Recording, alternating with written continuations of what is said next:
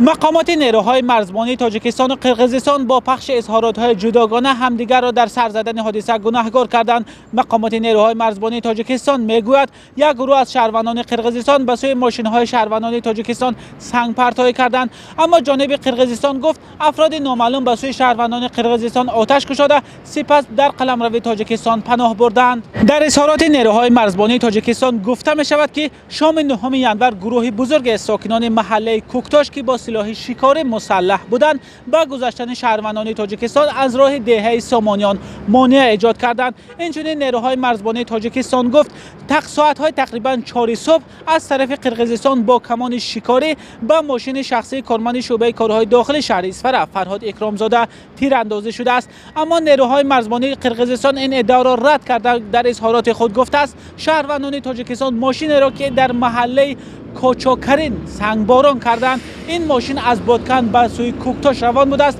و شیشه پیشی ماشین شکسته شده است. جانب قرقیزستان میگوید در میان شهروندانش آسیب دیده ها هستند و شیشه های ماشین ها شکسته شدند، اما درباره زخمی شدن شهروندان تاجیکستان در این مناقشه دیشب هنوز خبری رسمی پخش نشده است. هر دو طرف میگویند فعلا وضع در مرز زیر نظارت است. یک گروه تفتیشاتی از حساب مقامات هر دو کشور به گفته نیروهای مرزبانی تاجیکستان مناقشه را تحقیق دارند و عاملان این حادثه را معین خواهند کرد. دهه‌های سامانیان تاجیکستان و کوکتاش قرقیزستان کنار هم جای گیرند و از منطقه‌های علامت گذاری نشده مرز به حساب می‌روند که سر هر چند وقت میان ساکنان هر دو طرف برای آب و زمین و یا چراگاه دیگر سبب‌ها بحث‌ها سر می‌زند. مناقشه‌ها در مرز تاجیکستان و قرقیزستان در گذشته چندین کشته بر جای گذاشته است.